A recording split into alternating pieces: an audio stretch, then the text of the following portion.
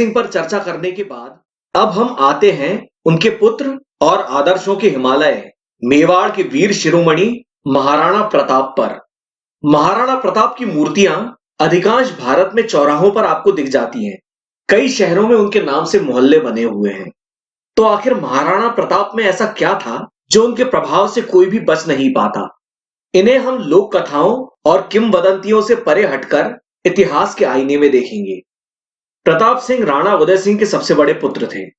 इनका जन्म 9 मई सन 1540 को कुंभलगढ़ के बादल महल में जयवंता बाई से हुआ था, जिन्हें जयंती बाई भी कहा जाता है। प्रताप के जन्म के वर्ष को लेकर कुछ मतभेद हैं। इसके लिए हमें राणा उदय सिंह के जन्म के वर्ष को ध्यान में रखना होगा।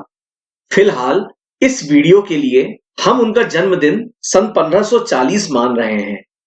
इस लिहाज से वो अपने प्रतिद्वंदी अकबर से तकरीबन 2.5 साल बड़े थे।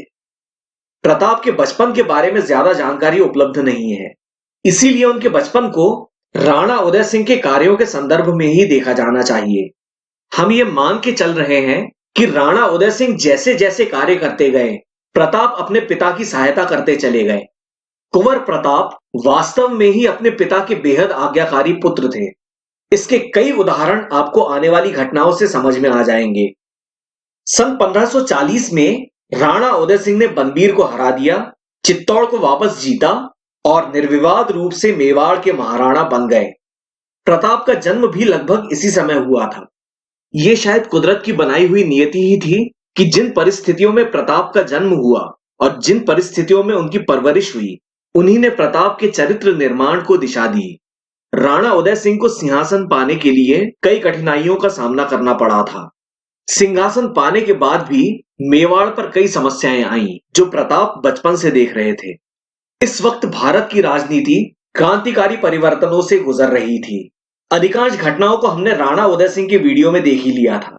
सन 1540 में शेर शाह सूरी का मुगल सम्राट हुमायूं को भारत से बाहर खदेड़ देना, फिर शेर शाह का सन 1543-44 में राजपूताने पर हमला करना और मारवाड़ के राव मालदेव राठौड़ को सामेल के युद्ध में हराना और फिर अजमेर पर कब्जा करना, राणा उदय सिंह का शेर शाह सूरी के अधीन जाना और सन 1545 में शेर शाह सूरी की मौत के बाद सूर साम्राज्य से राजपूत राज्यों की मुक्ति। इसके अलावा मारवाड़ के राव मालदेव और राणा उदय सिंह के आपसी झगड़े, हुमायूं की सन 1555 में भारत वापसी और दिल्ली पर अधिकार, सन 1556 में हुमायूं की मृत्यु और अकबर का राज्याभिषेक और सन 1556 के अंत में मुगलों और सूर घराने के सेनापति हेमू के बीच पानीपत की दूसरी लड़ाई। पानीपत की इस दूसरी लड़ाई के समय कुंवर प्रताप की उम्र थी 16 वर्ष और उस जमाने में इस उम्र में राजनीति की अच्छी खासी समझ आ जाती थी। तो प्रताप को भी ये सब समझ में आने लगा होगा कि दिल्ली की अहमियत क्या है, मुगल कौन है वगैरह।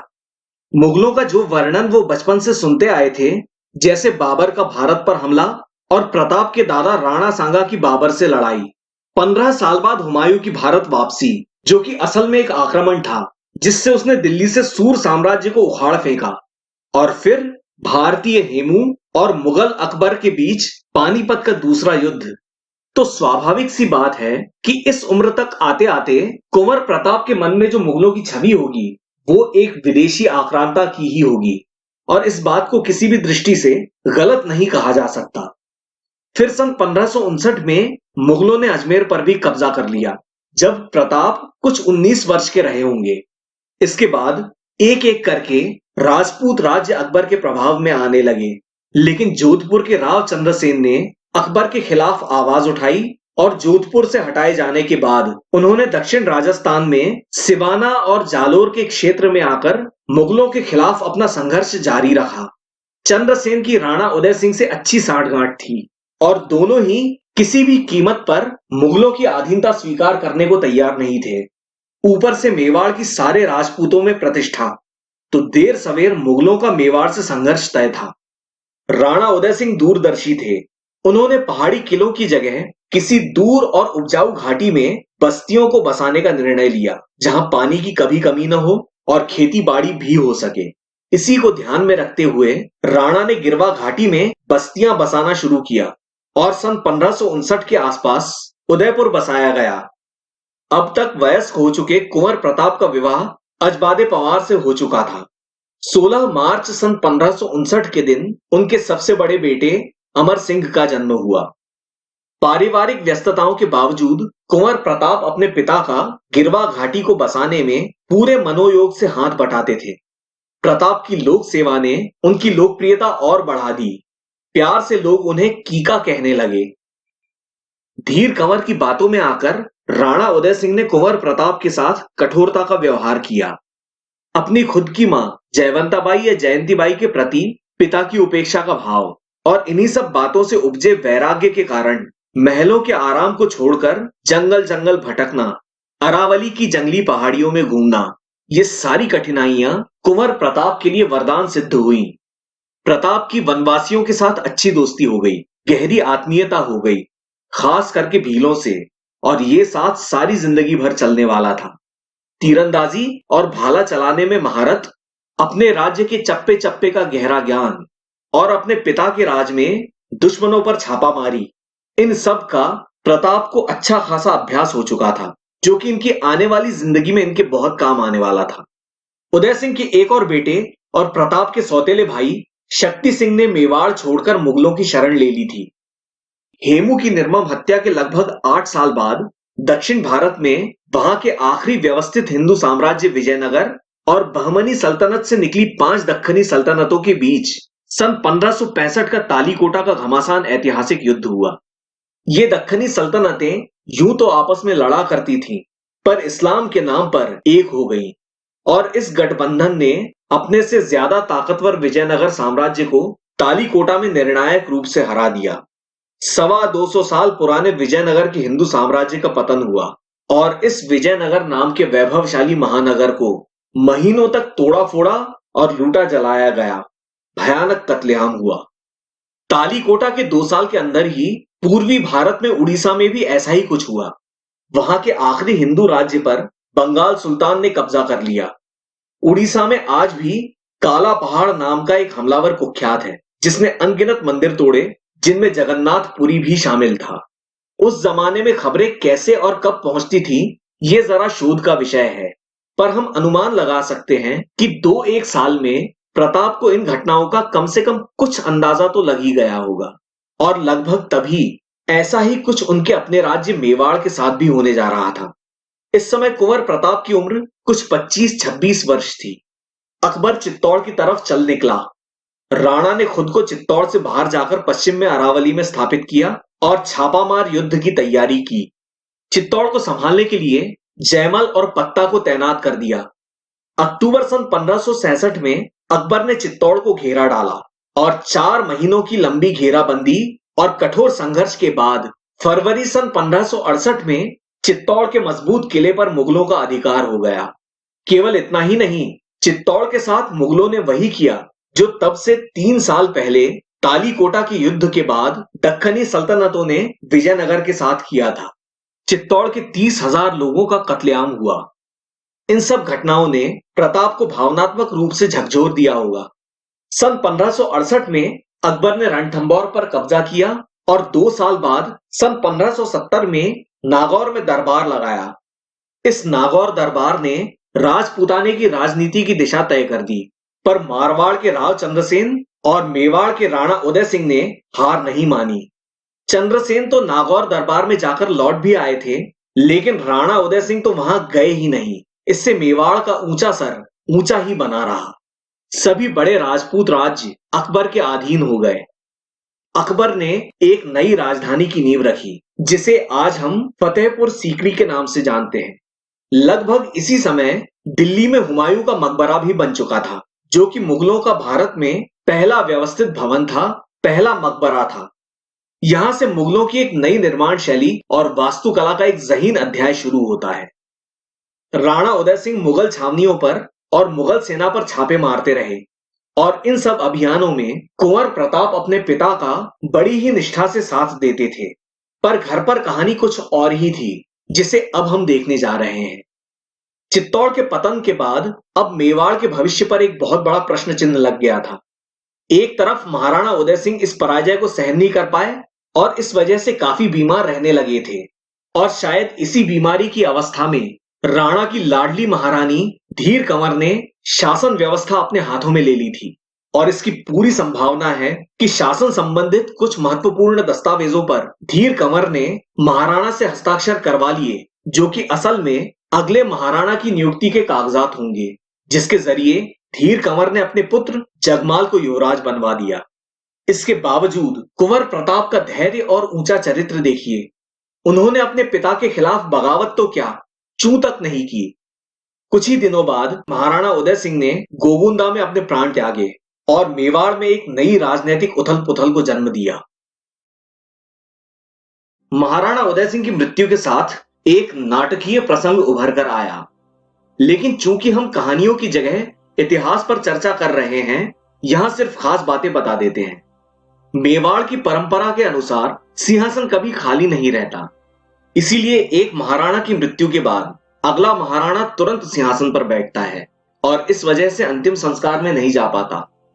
मेवाड़ के सामंतों को शायद पता नहीं था कि राणा उदय सिंह अपना युवराज जगमाल को बना चुके हैं, तो उनकी उम्मीद थी कि प्रताप सिंहासन पर बैठे होंगे।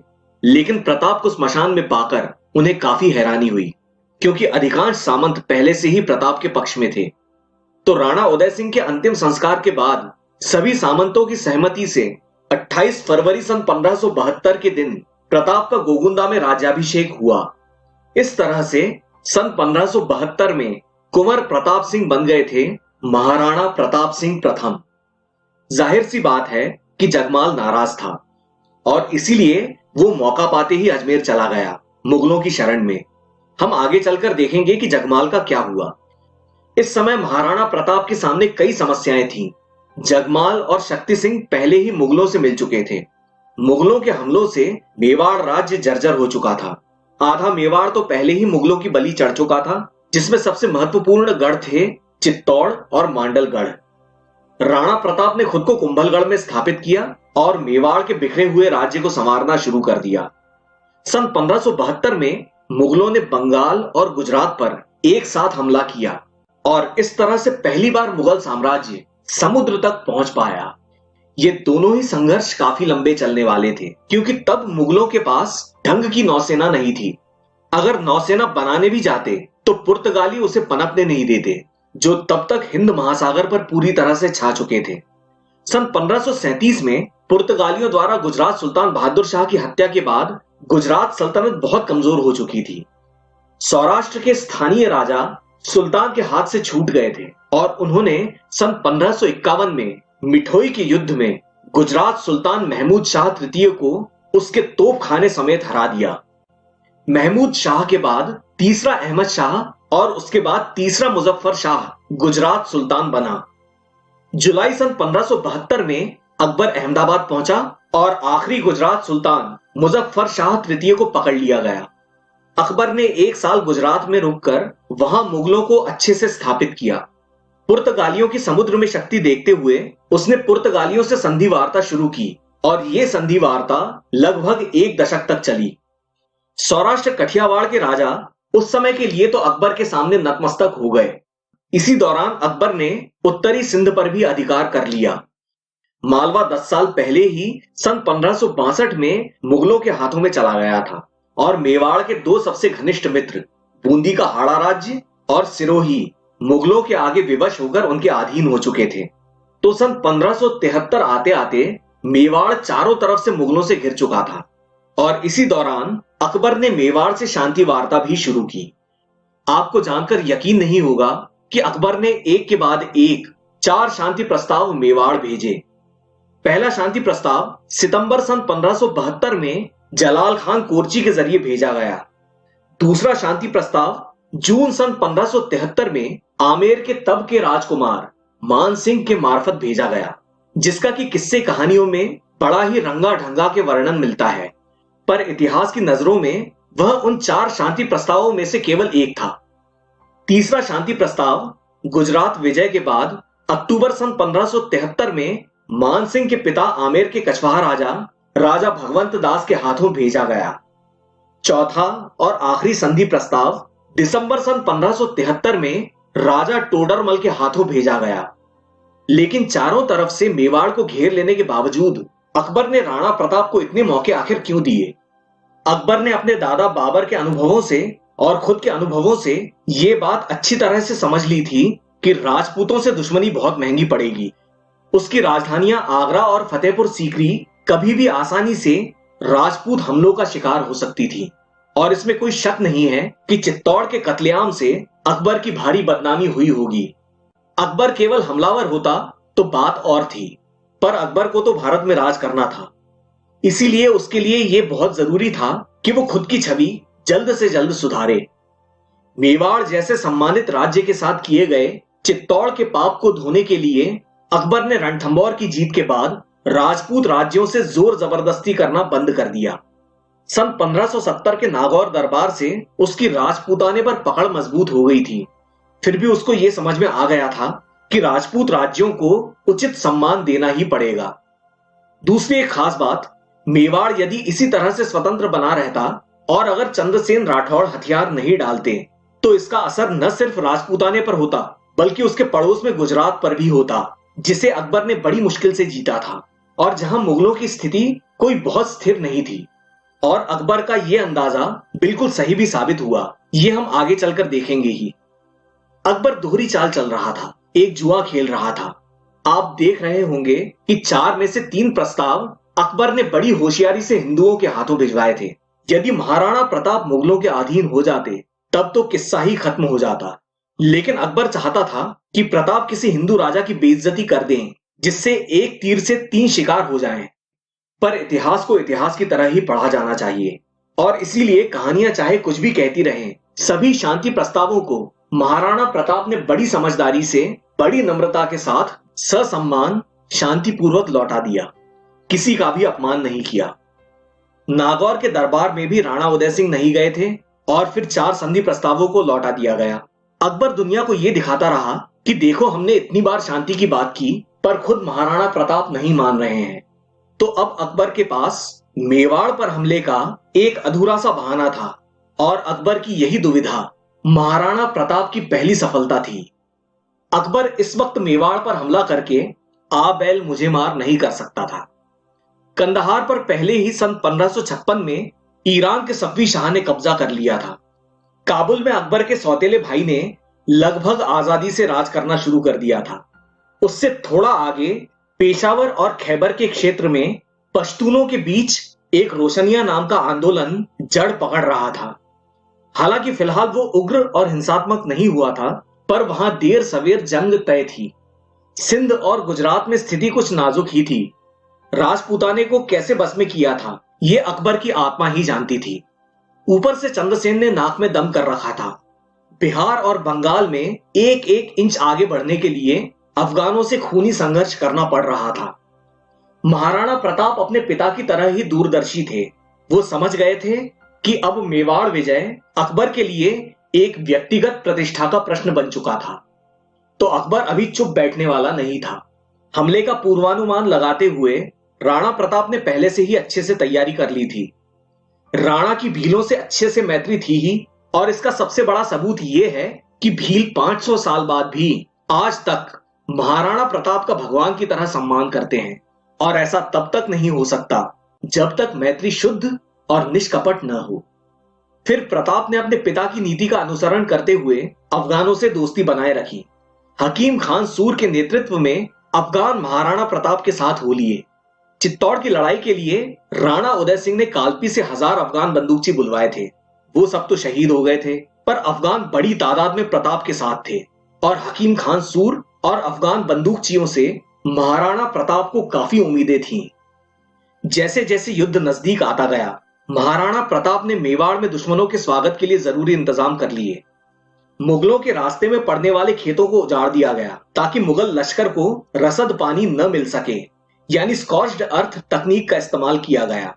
रास्ते में जगह जगह मुसीबतें खड़ी की गईं, और सबसे बड़ी बात, सबसे महत्वपूर्ण बात, लड़ाई का मैदान भी राणा प्रताप ने ही चुना, हल्दी घाटी का दुर्गम दर्रा।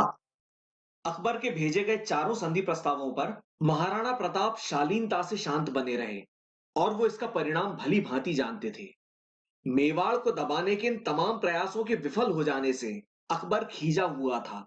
फिर भी उसने मेवाड़ पर तुरंत हमला नहीं किया। क्योंकि 2-3 साल तक वो भारत में जगह जगह पर उलझा हुआ था। इस तरह से पूरा 1574 बीत गया। मार्च सन 1575 में मुगलों ने तुकारोई के युद्ध में बंगाल के अफगानों को निर्णायक रूप से हरा दिया। इस तरह बंगाल से फुर्सत होकर मार्च सन 1576 में अकबर अजमेर आया। वहां उसने राणा प्रताप के दमन के लिए अजमेर के प्रसिद्ध ख्वाजा मोइनुद्दीन चिश्ती की दरगाह पर मन्नत मांगी। ऐसा केवल अकबर ही नहीं, भविष्य में मेवाड़ अभियान पर जाने वाला हर मुगल सेनापति करता रहा। अजमेर की इस दरगाह का जीर्णोद्धार भी लगभग इसी समय शुरू हुआ था और ख्वाजा के उर्स में एक नई जान आई। तो अजमेर आकर अकबर ने उस समय के आमेर के युवराज राजा मानसिंह कछवाहा को सेनापति बनाकर एक 5 से 7 हजार की मुगल सेना के साथ मेवाड़ पर हमला करने के लिए भेज दिया। यह पहली बार था कि अकबर ने किसी हिंदू को किसी अभियान का मुखिया बनाया था, या यूं कह लीजिए कि मुगल इतिहास में पहली बार किसी हिंदू को किसी अभियान का मुखिया बनाया गया था। तो हल्दी घाटी की लड़ाई का यह भी एक महत्व है। लेकिन अकबर ने इतने महत्वपूर्ण अभियान का मुखिया आखिर मानसिंह को बनाया ही क्यों? शायद इसलिए कि मानसिंह और उनके पिता राणा प्रताप के पास संधि प्रस्ताव लेकर गए थे और वहां से नाकामयाब लौटे थे। इससे मानसिंह को निश्चित मायूसी हुई होगी और इस बात को अकबर अच्छे से समझता था। दूसरी बात, अकबर किसी ऐसे व्यक्ति को भेजना चाहता था जो महाराणा प्रताप को व्यक्तिगत रूप से जानता हो और मेवाड़ की स्थिति परिस्थिति को अच्छी तरह से समझता हो। और तीसरी और आखिरी बात, अकबर राजपूतों को आपस में लड़वाना चाहता था और यह राजनीति का पुराना पैंतरा है। इसीलिए कई रूढ़िवादी मुस्लिम दरबारी, उलेमा और सेनापति विरोध करते रहे, लेकिन अकबर ने किसी की एक न सुनी। पर अकबर ने इस बात का भी बंदोबस्त कर दिया कि कहीं मानसिंह राणा प्रताप के प्रति कोई सहानुभूति न दिखा दें। और इस काफिले के साथ में था इतिहासकार बदायूनी, जो हल्दी घाटी के युद्ध का आंखों देखा हाल लिखने जा रहा था। यहां पे हम एक भ्रांति का खंडन करना चाहते हैं कि कई किस्से कहानियों में हल्दी घाटी में शहजादा सलीम के शामिल होने का जिक्र आता है, जबकि इस समय सलीम केवल एक 6-7 साल का बच्चा था। मार्च सन 1576 में अजमेर से चलकर अप्रैल में मानसिंह मांडलगढ़ पहुंच गए और अकबर अपनी राजधानी फतेहपुर लौट गया, जिसका नामकरण उसने हाल ही में गुजरात विजय के उपलक्ष्य में किया था। दूसरी तरफ राणा प्रताप कुंभलगढ़ से चलकर खमनौर होते हुए हल्दी घाटी पहुंच गए थे। प्रताप जानते थे कि अगर उन्होंने पहल नहीं की तो कुछ समय के बाद मानसिंह मांडलगढ़ से आगे निकलकर हल्दी घाटी के मुहाने से कुछ दूर खमनौर के आसपास मोर्चा बांधेंगे। तो राणा प्रताप की सेना हल्दी घाटी के इस छोर पर और अधिकांश सेना 2-3 किलोमीटर लंबे इस दर्रे में और उसके दोनों तरफ ऊपर पठारों पर थी। इस दर्रे में से एक बार में ज्यादा से ज्यादा एक हाथी ही निकल सकता था। तोपों को तो आप भूल ही जाइए। रणनीति के हिसाब से चारों तरफ से सुरक्षित इससे अच्छी जगह कोई हो ही नहीं सकती थी।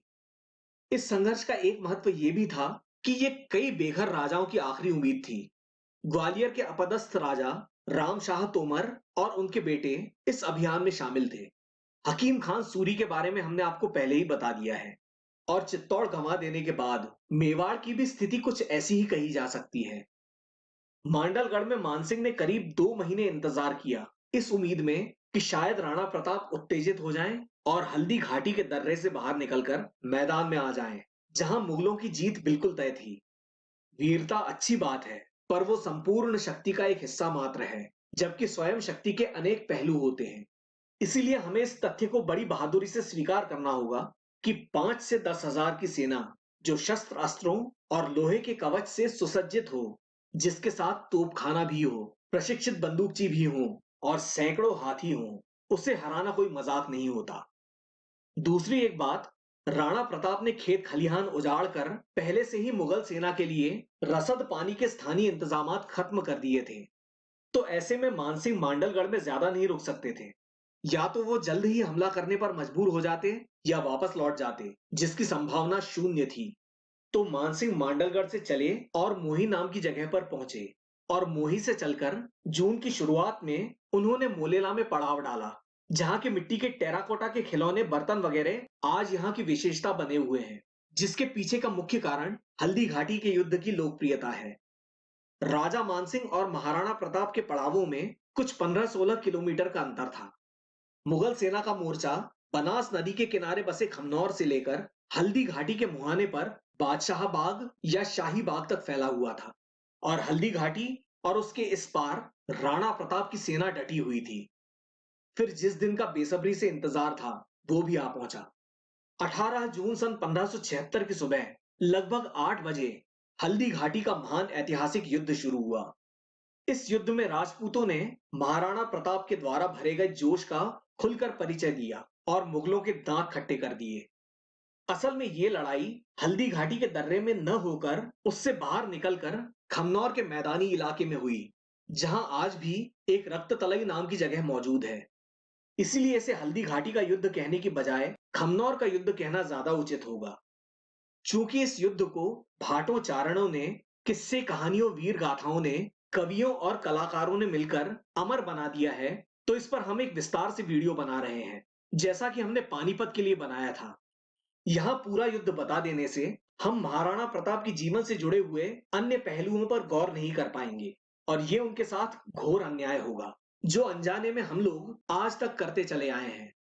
तो हल्दी घाटी के युद्ध की व्यूह रचना और घटनाक्रम को हल्दी घाटी के वीडियो में अलग से देखिएगा। इस युद्ध की सबसे बड़ी घटना ये थी कि राणा प्रताप ने अपने घोड़े चेतक पर बैठकर अपने हाथी पर बैठे हुए राजा मानसिंह पर भाले से हमला किया। किसी तरह से मानसिंह बच गए और चेतक घायल हो गया। तभी प्रताप भी चारों तरफ से घिर गए और बुरी तरह से घायल भी हो गए। प्रताप की तरफ से लड़ रहे झाला मानसिंह ने, जिन्हें झाला बीदा भी कहते हैं, उन्होंने बीच बचाव किया। उन्होंने राणा का टोप धारण किया और राणा का छत्र साथ में ले लिया और मुगलों पर टूट पड़े। मुगल भी उन्हें राणा प्रताप समझकर उनसे लड़ते रहे और इतने में महाराणा प्रताप का वफादार घोड़ा चेतक उन्हें रणभूमि से बाहर वापस हल्दी घाटी में सुरक्षित ले गया। युद्ध में मुगलों का जो नुकसान हुआ सो हुआ, पर हकीम खान सूरी, राणा पूंजा भील, ग्वालियर के राजा रामशाह तोमर और उनके सभी बेटे वगैरह अनेक महत्वपूर्ण सेनापति लड़ते लड़ते शहीद हो गए। करीब 1,500 राजपूत वीर हमेशा के लिए सो गए। राणा प्रताप का वफादार घोड़ा चेतक उन्हें हल्दी घाटी के अंदर से बलीचा गांव के पास ले गया और वहां उसने दम तोड़ दिया। चेतक वास्तव में उन लाखों गुमनाम वफादारों की कुर्बानियों का प्रतीक है, जिनके निस्वार्थ निश्चल समर्पण के बिना कोई राज्य साम्राज्य तो दूर, कोई राजा तक नहीं बन सकता। लेकिन हमारा धर्म संकट देखिए कि इतिहास की सार्थक चर्चा करने के लिए हमें मजबूरन ऐसे अनगिनत हुतात्माओं को और वफादारों की त्याग की कहानियों को छोड़कर आगे बढ़ जाना पड़ता है, क्योंकि विश्व इतिहास अपने आप में ही एक बहुत बड़ा और बहुत गहरा अथाह महासागर है। इसीलिए चेतक को श्रद्धापूर्वक प्रणाम करके हम आगे बढ़ते हैं। हल्दी घाटी से जुड़ी सैकड़ों लोक कथाएं प्रचलित हैं, जिनमें आपस में जबरदस्त विरोधाभास है। ऐसा ही एक किस्सा है प्रताप के सौतेले भाई शक्ति सिंह का, जिसके बारे में ऐसा कहा जाता है कि उसे मानसिंह ने प्रताप का पीछा करने के लिए भेजा और फिर चेतक को दम तोड़ते देखकर उसका हृदय परिवर्तन हुआ। लेकिन इतिहास तो यह है कि शक्ति सिंह राणा उदय सिंह से नाराज होकर मुगलों के पास गया था, लेकिन धौलपुर में जब उसने देखा कि अकबर मेवाड़ पर हमले की सोच रहा है, तो उसने चित्तौड़ वापस आकर राणा को खुफिया खबर दी और चेताया, और फिर चित्तौड़ की घेराबंदी में शक्ति सिंह का किले को बचाते हुए अंत हो गया। हल्दी घाटी के युद्ध का परिणाम क्या हुआ, ये तो हम सबके सामने साफ साफ जाहिर है। हालांकि राणा प्रताप ने युद्ध से सुरक्षित बाहर निकलकर मुगलों की इस मैदानी जीत को निष्फल कर दिया। महाराणा का आदर्श था, व्यक्तिगत जीवन से ज्यादा महत्वपूर्ण है राज्य की स्वतंत्रता। इस युद्ध में भारी नुकसान के बावजूद प्रताप जिंदगी भर पकड़े नहीं गए। सारा जीवन मुगलों को छापे मारकर परेशान करते रहे और हल्दी घाटी के 6 साल बाद सन 1582 में दिवेर के युद्ध में उन्होंने मुगलों को करारी शिकस्त दे दी। आगे चलकर प्रताप ने चावंड में एक नई राजधानी स्थापित की और मेवाड़ का एक नया अध्याय शुरू किया। ये सब हम आगे देखेंगे ही। प्रताप ने चित्तौड़ जितने ही मजबूत कुंभलगढ़ को हमेशा अपने हाथों में रखा और दुनिया छोड़ने से पहले अपने राज्याभिषेक के समय के जितना मेवाड़ राज्य फिर से जीत लिया। तो इसका मतलब हल्दी घाटी का कुल परिणाम रहा ढाक के 3 पात। हल्दी घाटी से निकलकर महाराणा प्रताप उदयपुर से दक्षिण में कोल्यारी नाम के गांव में पहुंचे और वहां उन्होंने युद्ध में घायल हुए सिपाहियों के इलाज का बंदोबस्त किया। कोल्यारी से प्रताप गोगुंदा होते हुए मजेरा पहुंचे, जहां उन्होंने भीलों को फिर से एकत्रित किया। इसी बीच मुगलों ने गोगुंदा पर कब्जा कर लिया। यह सारा का सारा घटनाक्रम हल्दी घाटी से 1 हफ्ते के अंदर का है। आप समझ सकते हैं कि ये सब कितनी जल्दी जल्दी हुआ होगा। मानसिंह ने गोगुंदा की किलेबंदी और भी मजबूत कर दी और लगभग 100 दिन गोगुंदा में ही पड़े रहे, लेकिन राणा प्रताप को नहीं पकड़ सके। उल्टा राणा प्रताप ने छापे मार मारकर मुगलों का गोगुंदा में ठहरना मुश्किल कर दिया। खेती पर तो राणा ने पहले से ही पाबंदी लगा रखी थी। फिर अरावली का पहाड़ी प्रदेश। कहते हैं कि मुगल सिपाहियों को इस इलाके में बहुतायत से होने वाले आम खा खा कर और अपने ही जानवरों को काट कर खाकर गुजारा करना पड़ता था, इसलिए मुगल सिपाही बीमार पड़ने लगे। ऊपर से राणा प्रताप की लगातार छापामारी। इस समय अकबर फतेहपुर में था और बंगाल में उसके प्रबलतम अफगान शत्रु दाऊद खान कर्रानी ने फिर से सर उठा लिया था। हल्दी घाटी से ठीक एक महीने बाद जुलाई सन 1576 में बिहार और बंगाल की सीमा पर राजमहल का घमासान युद्ध हुआ, जिसमें दाऊद खान कर्रानी मारा गया और बंगाल में शांति स्थापित हुई।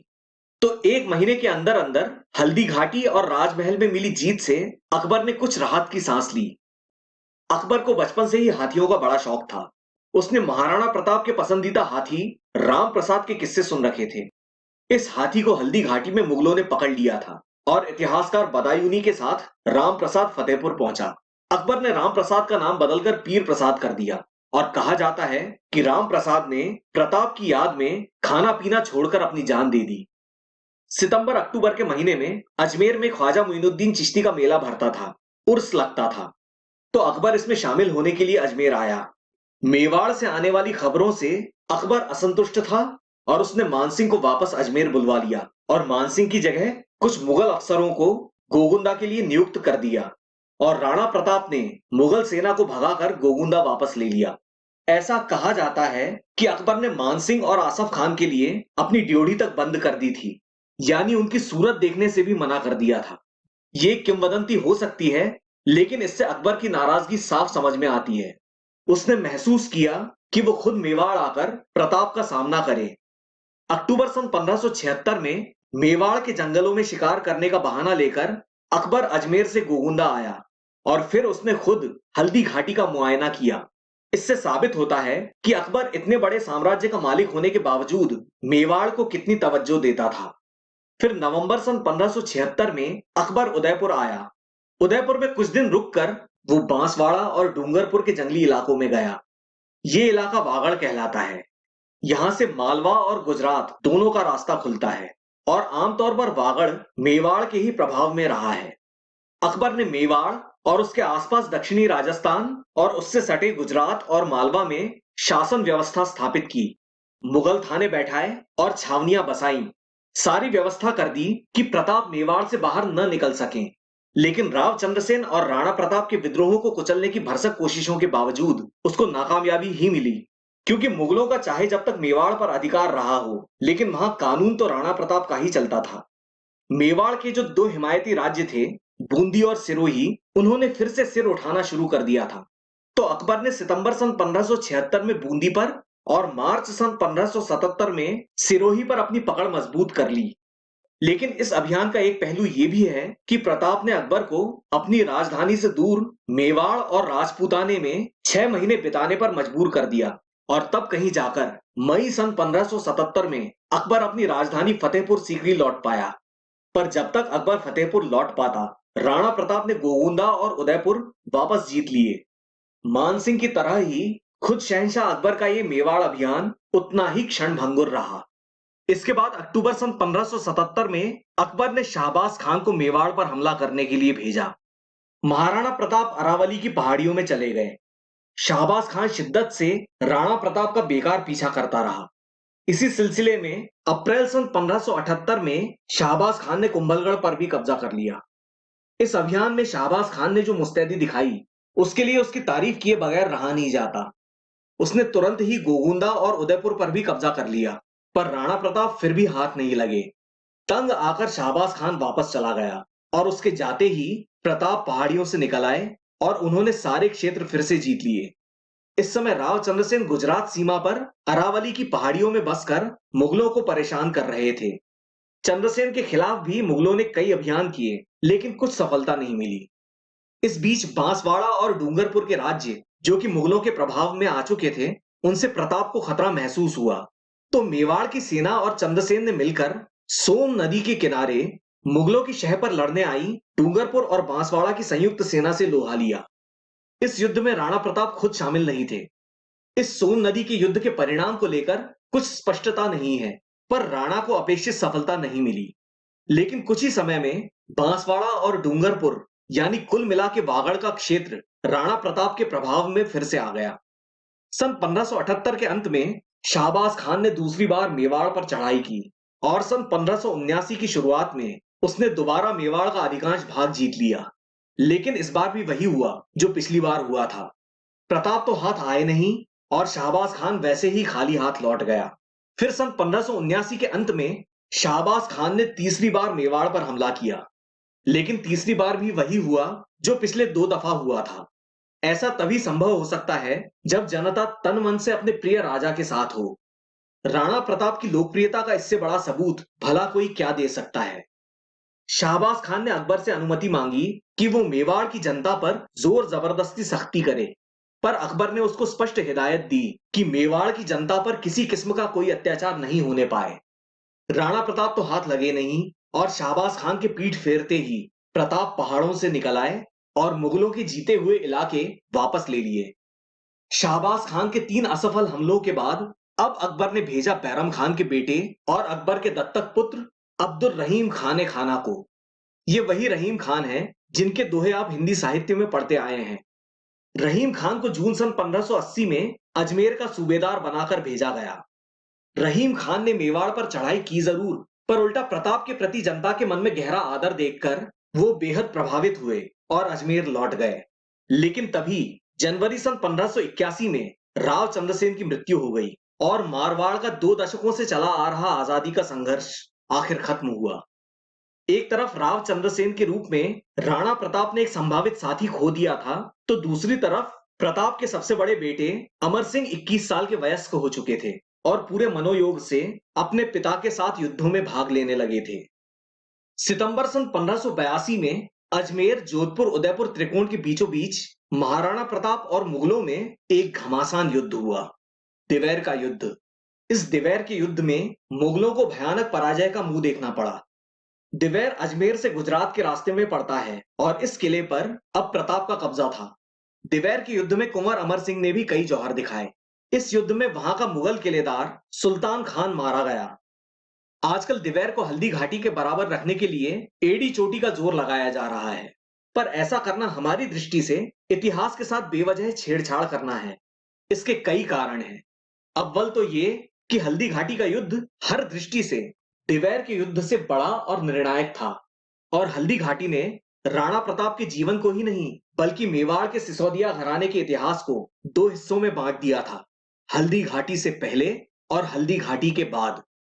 और भी कई बातें हैं जिससे दिवैर हल्दी घाटी से कमतर साबित होता है, जिनमें सबसे खास है मुगलों की तरफ से मानसिंह जैसे किसी प्रसिद्ध घोषित सेनापति का न होना और मुख्य शाही फौज का शामिल न होना। अगर कहीं ये युद्ध शाहबाज खान के साथ चित्तौड़ या कुंभलगढ़ या मांडलगढ़ या अजमेर या उदयपुर वगैरह के लिए हुआ होता और यदि उसमें बदायूनी जैसा शाही इतिहासकार भी होता तो बात और थी। और सबसे बड़ा सवाल कि अगर दिवैर इतनी ही बड़ी घटना थी तो अजमेर के सूबेदार रहीम खान क्यों चुप रहे। आपको याद होगा जगमाल, महाराणा प्रताप का छोटा सौतेला भाई जो मुगलों की शरण में चला गया था। सन 1583 में अकबर ने अपनी फूट डालो और राज करो की नीति के तहत जगमाल को आधा सिरोही का राज्य दे दिया। सिरोही राज्य असल में न सिर्फ महाराणा प्रताप का हमदर्द था बल्कि जगमाल का ससुराल भी था। लेकिन वहां जगमाल की एक न चली और वो सन 1583 में अपने ही साले सिरोही के राव सुरत्राण के हाथों दत्तानी के युद्ध में मारा गया। गुजरात में फिर से हालात बेकाबू होने लगे। सन 1572 में मुगलों ने गुजरात सुल्तान मुजफ्फर शाह तीसरे को कैद कर लिया था, लेकिन सन 1583 में मुजफ्फर शाह कैद खाने से भाग गया और उसने गुजरात में नया बवाल खड़ा किया। गुजरात के राज्यों को अगर राणा प्रताप से मदद नहीं तो कम से कम प्रेरणा तो मिल ही रही थी, और अगर कहीं पुर्तगालियों और गुजरात के राज्यों की मदद से तोपें प्रताप तक पहुंच जाती तो फिर क्या होता। ये तोपें तो पुर्तगालियों ने अकबर को भी नहीं दी थी। अजमेर के सूबेदार रहीम खान ने मुजफ्फर शाह को फतेहवाड़ी के युद्ध में हराकर सन 1584 की फरवरी तक गुजरात सूबे को शांत कर दिया। मुजफ्फर शाह भागकर नवानगर या जामनगर के राजा की शरण में चला गया और वहां जाकर नए सिरे से बगावत की तैयारी करने लगा। ये तो संयोग की बात थी कि राणा प्रताप, राव चंद्रसेन और मुजफ्फर शाह इन तीनों ने एक साथ मिलकर मुगलों को टक्कर नहीं दी। गुजरात के बाद एक बार फिर से मेवाड़ की बारी आई। राणा प्रताप को दबाने के लिए दिसंबर सन 1584 में आमेर के राजा भगवंत दास के छोटे बेटे और राजा मानसिंह के छोटे भाई जगन्नाथ कछवाहा के नेतृत्व में फिर से एक बार मुगलों ने मेवाड़ पर चढ़ाई की। सन 1585 की शुरुआत में मुगलों ने कुंभलगढ़ पर भी कब्जा कर लिया, पर महाराणा प्रताप का कहीं कुछ पता नहीं चला और जगन्नाथ कछवाहा खाली हाथ वापस लौट गया। और ये राणा प्रताप के जीवन काल में मुगलों का आखिरी मेवाड़ अभियान था। कुल मिलाकर हल्दी घाटी के बाद के मुगलों के सभी मेवाड़ अभियान पानी पर लिखी हुई लकीर की तरह बिना कुछ असर छोड़े तुरंत मिट गए। इसी बीच पश्चिमी भारत में पंजाब, पेशावर, खैबर और काबुल के क्षेत्र में कई ऐसी घटनाएं घटी जिसकी वजह से अकबर का लाहौर जाना जरूरी हो गया। अकबर को कश्मीर की कमजोर सल्तनत भी दिखाई दे रही थी। इसीलिए सन 1585 में अकबर ने फतेहपुर सीकरी से चलकर लाहौर में अपना मुख्यालय बनाया। अकबर अगले 13 बरस तक यानी सन 1598 तक लाहौर में ही रहने वाला था। इससे मेवाड़ पर हमले अचानक से बंद हो गए और महाराणा प्रताप को कुछ राहत मिली। इतने मेवाड़ अभियानों के बावजूद राणा प्रताप न तो पकड़े गए और न ही उनका मुगलों से कोई पत्र व्यवहार हुआ।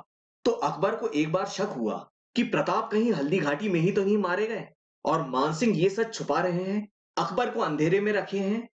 पर यह शक बेबुनियाद था।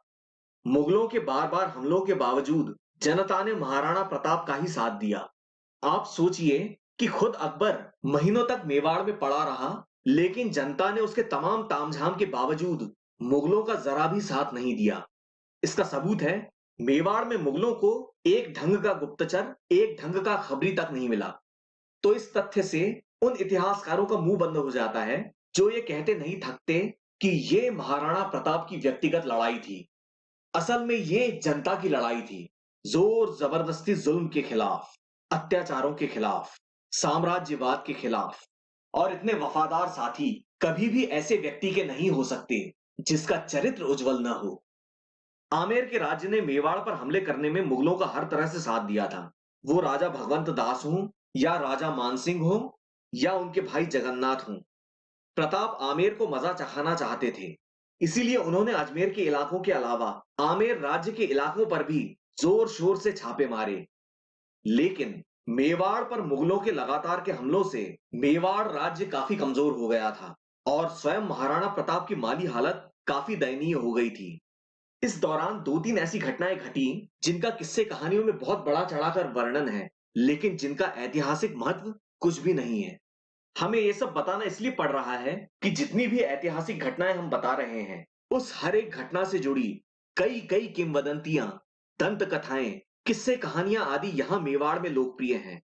लोग इन सब दिल बहलाने वाली कहानियों को दिल से लगा बैठते हैं और फिर उसी को इतिहास मानकर इस अंदाज में, इस लहजे में इतने दावे के साथ पेश करते हैं कि जैसे वो त्रिकालदर्शी हों।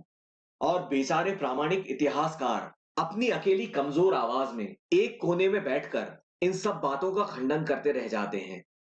एक कहानी मिलती है कि महाराणा प्रताप की जंगल में रहते हुए काफी दयनीय स्थिति हो गई थी। वो घास की रोटियां खाने पर मजबूर हो गए थे, भूमि शयन करते थे। एक दिन एक जंगली बिलाव ने उनकी बेटी के हाथ से रोटी छीन ली और बेटी रोने लगी और इससे प्रताप विचलित हो गए। पहली बात तो राणा प्रताप की कोई बेटी थी ही नहीं। दूसरी बात, प्रताप आर्थिक तंगी से गुजर जरूर रहे थे, पर वो असल में उनकी खुद की महानता का हिस्सा था। प्रताप की तीसरी सफलता ये थी कि वो मेवाड़ के शाही खजाने को मुगलों से बचाए रखने में सफल रहे।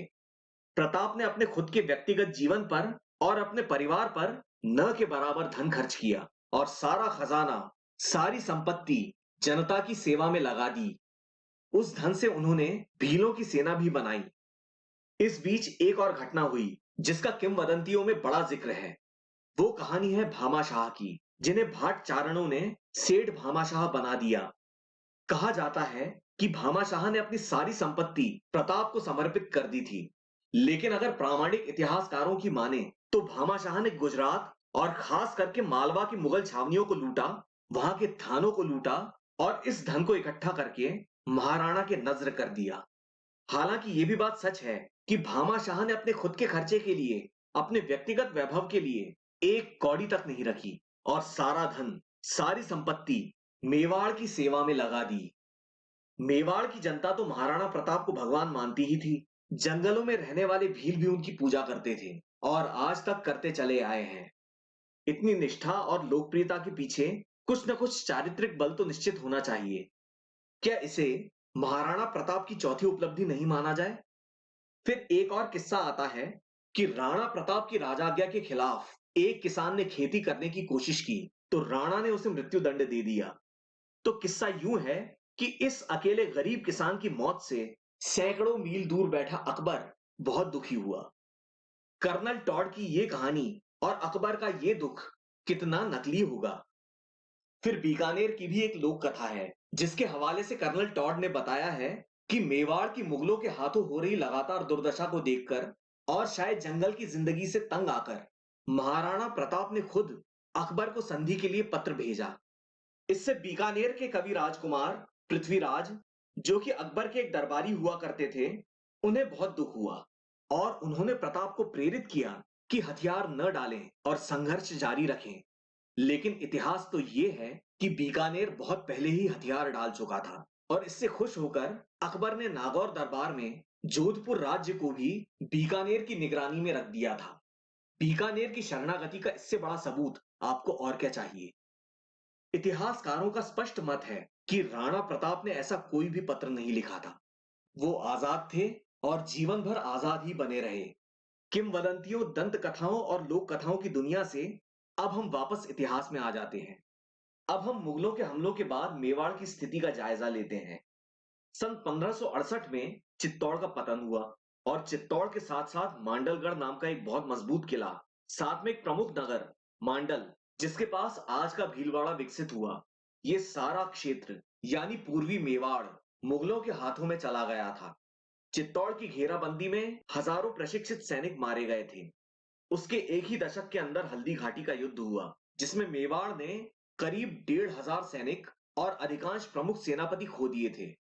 और फिर मेवाड़ पर 9 साल में एक के बाद एक 6 घातक हमले, ऊपर से मुगलों से संधि के सारे रास्ते खुद प्रताप ने बंद कर दिए थे। सहयोगी राज्य जैसे बूंदी, सिरोही, ईडर, डूंगरपुर और बांसवाड़ा मौका देखकर कभी मुगलों के साथ हो जाते थे, कभी मेवाड़ के साथ।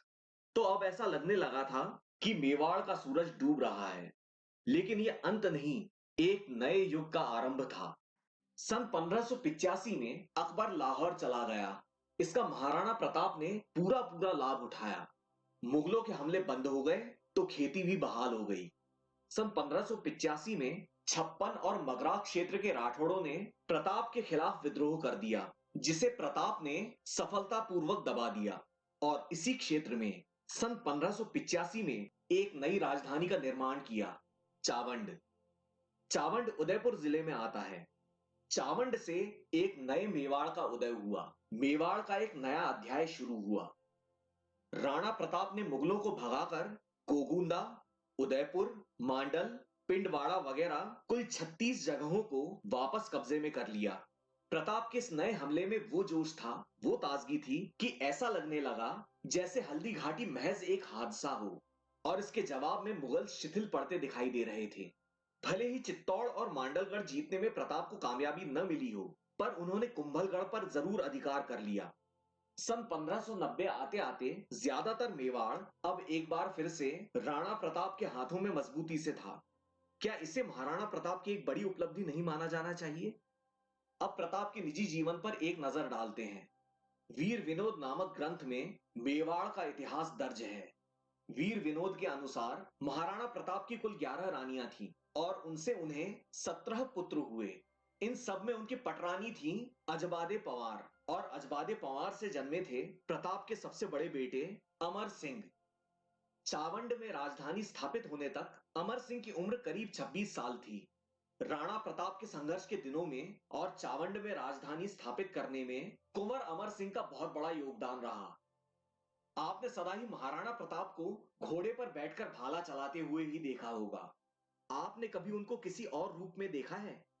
ये है महाराणा प्रताप का चावंड का जीवन, जो इतिहास के अंधेरे में आज तक छुपा हुआ है। राणा प्रताप अपने जीवन काल में काफी संघर्ष कर चुके थे। अपने सामने उन्होंने चित्तौड़ का पतन देखा था और अपने पिता का यानी राणा उदय सिंह का उदयपुर और गिरवा की बस्तियों को बसाने में पूरा पूरा सहयोग दिया था। खुद मुगलों के आधे दर्जन से ज्यादा मेवाड़ अभियानों से अपने राज्य और अपने खजाने को बचाए रखा था। तो इन सब अनुभवों के आधार पर उन्होंने चावंड बसाया। आपको जानकर आश्चर्य होगा कि चावंड में उन्होंने हर वो व्यवस्था की थी जिसमें चित्तौड़ की भव्यता, कुंभलगढ़ की मजबूती और उदयपुर की नगरीय व्यवस्था थी। यदि समय साथ देता तो संभव था कि पहाड़ी किलों की जगह घाटियों में बसे उदयपुर जैसे नगर और तरह तरह की सुरक्षा व्यवस्थाओं से लैस चावंड जैसे स्थानों का एक नया दौर शुरू होता। ये बड़े ही दुख की बात है कि हमने चावंड पर शोध नहीं किया। चावंड से महाराणा प्रताप के जीवन का वो पहलू उजागर होता है जिससे एक आम हिंदुस्तानी लगभग अनजान है, और वो है प्रताप का कला प्रेम। चावंड में महाराणा प्रताप ने मां चामुंडा का एक भव्य मंदिर बनवाया, एक भव्य महल बनवाया जिसके भग्नावशेष अभी भी मौजूद हैं। इस तरह से उन्होंने मेवाड़ की भवन निर्माण शैली, मेवाड़ की वास्तुकला को जीवित रखा, जिसका सबसे भव्य रूप है उदयपुर।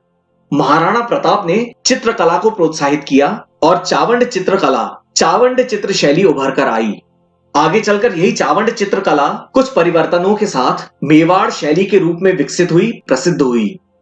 आपको यह जानकर ताज्जुब होगा कि अपनी स्थापना से लगभग 250 साल तक चावंड कला, संस्कृति और साहित्य का एक महत्वपूर्ण केंद्र बना रहा। लेकिन बाद में उदयपुर की चकाचौंध ने चित्तौड़ और चावंड दोनों को ही छिपा दिया। यद्यपि अधिकांश मेवाड़ महाराणा प्रताप ने वापस हासिल कर लिया था और कुंभलगढ़ जैसा मजबूत किला उनके हाथ में था, पर चित्तौड़ पर लहराता मुगल झंडा, मुगल परचम उन्हें आखिरी सांस तक परेशान करता रहा। महाराणा प्रताप चावंड में लगभग 12 साल रहे। उनकी मृत्यु कैसे हुई, इस पर इतिहासकारों में मतभेद है, पर आमतौर पर यह प्रचलित है कि एक शिकार के दौरान प्रताप घायल हो गए और उन्हीं घावों के कारण 19 जनवरी सन 1597 के दिन 57 साल की उम्र में उनकी मृत्यु हो गई। चावंड के पास बंडोली गांव में एक झरने के पास महाराणा प्रताप का अंतिम संस्कार हुआ, जहां इस विराट व्यक्तित्व की एक छोटी सी समाधि आज भी मौजूद है।